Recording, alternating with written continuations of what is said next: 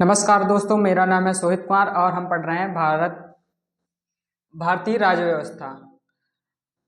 आज हम जानेंगे 1935 का भारत शासन अधिनियम यानी एक्ट ऑफ 1935।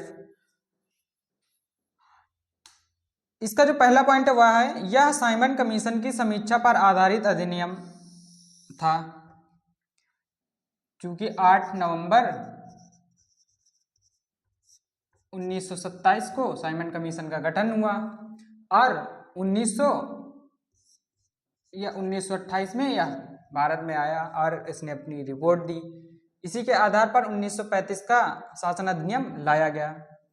दूसरा जो पॉइंट है वह है यह एक विस्तृत एवं जटिल अधिनियम था। यह एक विस्तृत, बहुत बड़ा और जटिल ही अधिनियम था। इसका जो अगला पॉइंट है वह है यह अधिनियम ब्रिटिश संसद द्वारा पारित अंतिम अधिनियम था, क्योंकि इसके बाद अब भारत आजाद हो चुका था।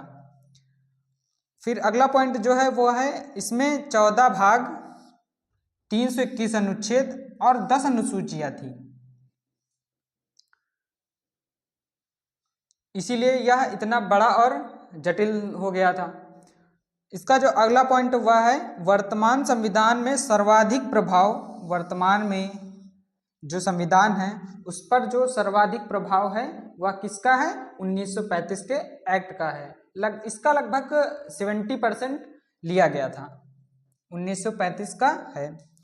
इस अधिनियम के द्वारा ही भारत में पहली बार संघीय व्यवस्था की शुरुआत की गई और जो प्रस्तावना का अभाव है वो तो 1919 के अधिनियम से ही हो गया था। 1935 का जो अगला पॉइंट है वह है इस अधिनियम के द्वारा केंद्र में द्वैध शासन लागू हुआ। जब क्वेश्चन आए सामने तो उसको ध्यान से पढ़ लेना है कि क्वेश्चन क्या पूछ रहा है। अगर केंद्र में पूछे तो 1935 होगा, अगर प्रांत में पूछे तो कब हुआ था? प्रांतों में 1919 में प्रांतों में द्वैध शासन लागू हुआ था।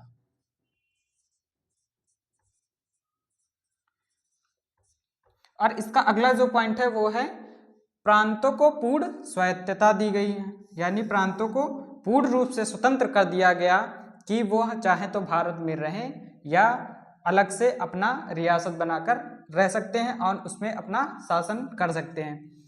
इसका जो अगला पॉइंट है वह संघीय न्यायालय की स्थापना हुई, क्योंकि अब जो प्रांत थे वो पूर्ण स्वायत्त हो चुके थे, तो अब वो उनके बीच जो झगड़ा होगा प्रांत और केंद्र के बीच, उसको निपटाने के लिए एक के संघीय न्यायालय की स्थापना की गई, जो 1773 के रेगुलेटिंग एक्ट के द्वारा हुई थी। वो कलकत्ता का उच्च न्यायालय था। कलकत्ता 1773 को जो हुआ था वो कलकत्ता का था,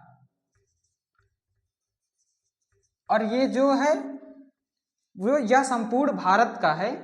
कब हुआ था? 1935 के एक्ट के तहत। और इसका अगला जो पॉइंट है, और इसमें कितने सदस्य थे? इसमें 8 सदस्य थे, 8 सदस्य थे। इसमें एक मुख्य न्यायाधीश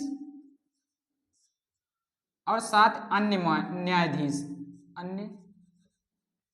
न्यायाधीश थे। इसका जो अगला पॉइंट है वह है इस अधिनियम के तहत केंद्र और प्रांतों के बीच विषयों का विभाजन किया गया। केंद्र के विषय अलग होंगे और प्रांत के विषय अलग होंगे। इसके लिए 3 सूचियां बनाई गई, 3 सूची बनाई गई। वो सूचियां कौन कौन थी? संघ सूची, पहली संघ सूची, फिर राज्य सूची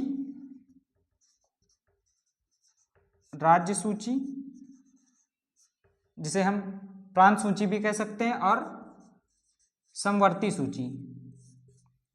मतलब जो संघ के विषय होंगे उनमें नियम कानून कौन बनाएगा? संघ बनाएगा, और जो राज्य सूची के विषय होंगे उन पर नियम और कानून कौन बनाएगा? राज्य बनाएगा। और जो समवर्ती सूची के विषय होंगे उन पर दोनों नियम बना सकते हैं, नियम या कानून बना सकते हैं।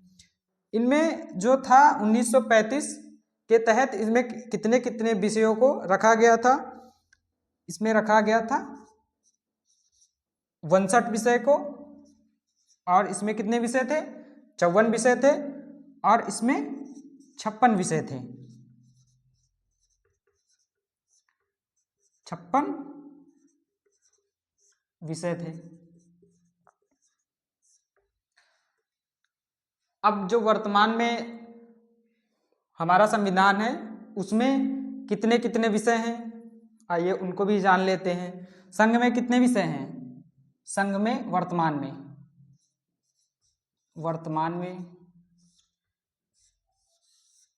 में 100 विषय हैं जो संघ के हैं।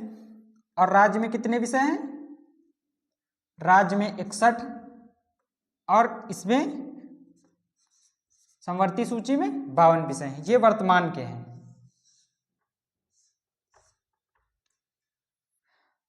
और इन तीनों सूचियों के बाद एक आती है अवशिष्ट सूची। अवशिष्ट सूची। इस विषय पर कौन कानून बनाएगा? वायसराय।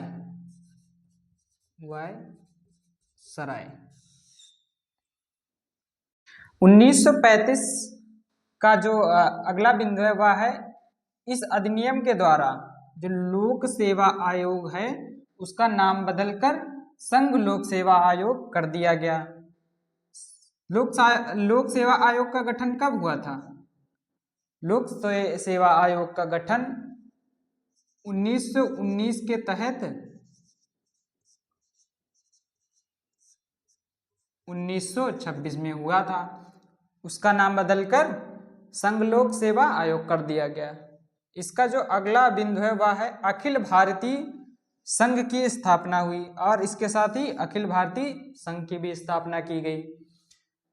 और इसका जो नेक्स्ट पॉइंट है वो है देश की मुद्रा एवं साख पर नियंत्रण के लिए आरबीआई की स्थापना की गई। इसीलिए आरबीआई जो है बैंक सेक्टर का जो नया वर्ष चालू होता है वो होता है 1 अप्रैल से, क्योंकि आरबीआई की स्थापना 1 अप्रैल 1935 को हुई थी। इसका जो अगला पॉइंट है वो है इस अधिनियम के द्वारा दलितों को मतदान का अधिकार मिला। इससे पहले क्या था कि महिलाओं को 10% महिलाओं को था और पुरुषों का था। इसके द्वारा दलितों को भी मतदान का अधिकार दिया गया, दलितों को बढ़ावा दिया गया। जिसके संघीय न्यायालय था, जिसको मैंने बताया अभी, संघीय न्यायालय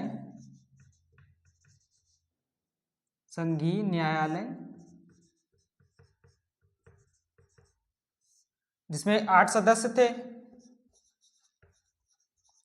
कितने सदस्य थे? 8।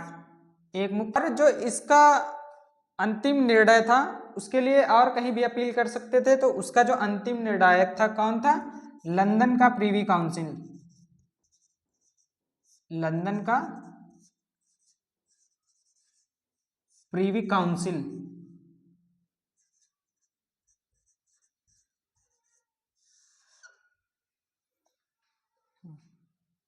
1935 के बाद आता है क्रिप्स मिशन, जो कब आया था? 1942 में। उस समय के तात्कालिक ब्रिटिश पीएम कौन थे? विंस्टन चर्चिल थे, और सर स्टैफोर्ड क्रिप्स के अध्यक्षता में इसको लाया गया था, इसीलिए इसे क्रिप्स मिशन कहते हैं। और इसकी घोषणा कब हुई थी? इसकी घोषणा 11 मार्च 1942 को हुई थी। इसको भारत कब लाया गया था? इसको भारत लाया गया था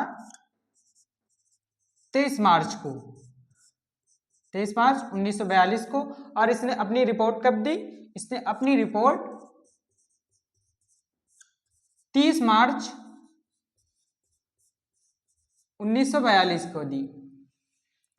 चूंकि दूसरा विश्व युद्ध हो रहा था। दूसरा विश्व युद्ध कब से कब तक चला? 1 सितंबर 1939 से 2 सितंबर 45 तक सेकेंड वर्ल्ड वार चला। तो सेकेंड वर्ल्ड वार के दौरान भारतीयों की प्रतिरक्षा का दायित्व ब्रिटिश सरकार ने लिया। और इसके बारे में 2-3 कथन हैं, जिसको किन किन लोगों ने कहा। ए पोस्ट डेटेड चेक, इसको महात्मा गांधी जी के द्वारा कहा गया। इस मिशन को ए पोस्ट डेटेड चेक किसने कहा? गांधी जी ने, गांधी जी ने। और डूबते हुए बैंक के नाम उत्तर दिनांक चेक, डूबते हुए बैंक के नाम पर उत्तर दिनांक चेक, इसको किसने कहा? जेल नेहरू ने, जवाहरलाल नेहरू ने। और अगस्त प्रस्ताव का नवीन संस्करण, अगस्त प्रस्ताव का नवीन संस्करण, इसको किसने, ये किसने कहा? पट्टाभी सीता रमैया जी ने इसे क्या कहा? अगस्त प्रस्ताव का नवीन संस्करण मात्र है। और उसी समय संविधान सभा का गठन हुआ। संविधान सभा का गठन हुआ और यह निर्धारित हुआ कि संविधान का निर्माण भारतीय ही करेंगे। और उस संविधान सभा में कौन कौन लोग शामिल थे? संविधान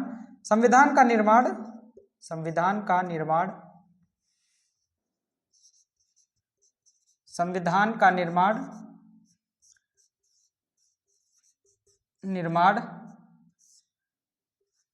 भारतीयों द्वारा ही होगा।